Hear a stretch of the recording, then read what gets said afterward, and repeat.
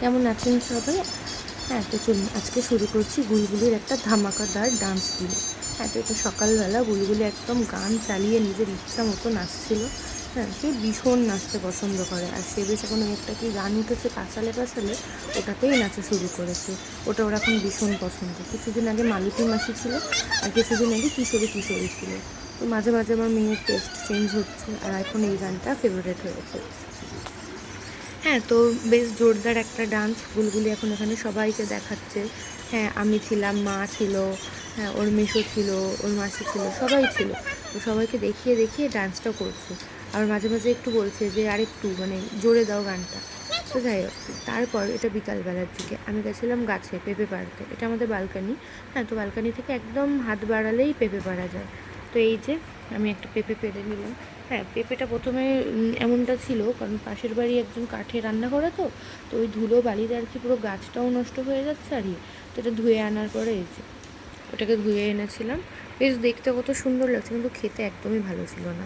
হ্যাঁ, আর এই যে কুকুর, একটা দুঃখের খবর, এই বাচ্চাটা মারা গেছে কিছুদিন আগে এরা হয়েছিল।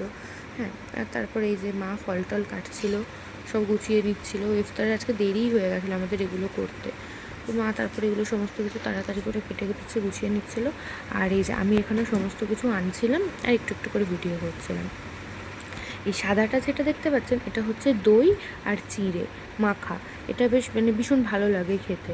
তো এটা এই রোজার মধ্যে প্রথম দিনে আমাদের বানানো হলো, প্রতি বছরই বানানো হয়, কিন্তু এই রোজায় আজকে থেকে আর কি এটা শুরু হলো। আর ওখানে পেঁপে ছিল, ফল ছিল, আর আজকে শরবতের মধ্যে দুটো ছিল, একটা ছিল রুয়াবজা আর একটা ছিল রসনা লেবু দিয়ে। রসনাটা আমার ভীষণ ভালো লাগে, ওই জন্য আর কি আমি লেবু দিয়ে করি। তো এই যে বোন ওইদিকে রুয়াবজাটা একটু একটু করে বানাবে।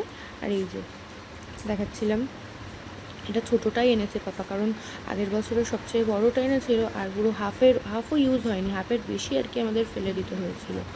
হ্যাঁ, আর এটা তো আমার জন্য। তো এটাই লেবু দিয়ে আর কি করা হবে। তো এই যে এখানে ওই যে দই চিড়েটাকে আবার বোন একটু সাজিয়ে নিয়েছিল বেদানা দিয়ে।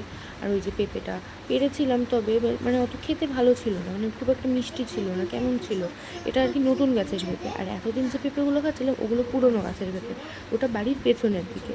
আর এই যে ফলের মধ্যে ছিল আজ এগুলো, আর ছিল আজকে চানা, আর অনেক অনেক তেলে ভাজা। তো এই কিছুদিন হচ্ছে যে তেলের জিনিসটা না খুব একটা খেয়ে কষ্ট হচ্ছে, মানে খুব একটা খেতে ভালো লাগছে না। তো আমি দেখাচ্ছিলাম যে আমি এই শরবতটা আমি বানাবো, তাও ওই বালতির মধ্যে দিয়ে। হ্যাঁ, তো বালতিটা আমার ভীষণ পছন্দ, আর বাড়ির সবারই পছন্দ, এত কিউট বালতিটা। আর বলতেও বেশ ভালো লাগে যে এক বালতি ভর্তি শরবত। তো বোন এই যে এখানে বানিয়ে নিচ্ছে রুয়াবজা। হ্যাঁ, কিন্তু বোনও একটা ভুল করেছিল যে রুয়াবজায় মানে চিনিটা আমি গুঁড়ো করে রেখেছিলাম, ওই যে ওটা চিনি গুঁড়ো দিচ্ছে। হ্যাঁ, তো একদমই মিষ্টি হয়নি, মানে একদমই মিষ্টি হয়নি, একদম সামান্য সামান্য যেন নুন ছেটাচ্ছে এমনভাবে চিনিটা দিচ্ছে। আর এই যে আমি দেখাচ্ছিলাম এখানে তেলের ভাজাটা, মানে আলুর বড়া ছিল আজকে, আর ধনিয়া পাতার বড়া ছিল। আর এই যে চিনি গুঁড়ো আমি মিক্সিতে একটু গুঁড়ো করে রেখেছিলাম। তো তারপরে মা এই যে একে একে করে বেড়ে নিচ্ছে সমস্ত কিছু, কারণ বললাম একটু লেট হয়ে গেছিলো আজকে, বেশি টাইম ছিল না।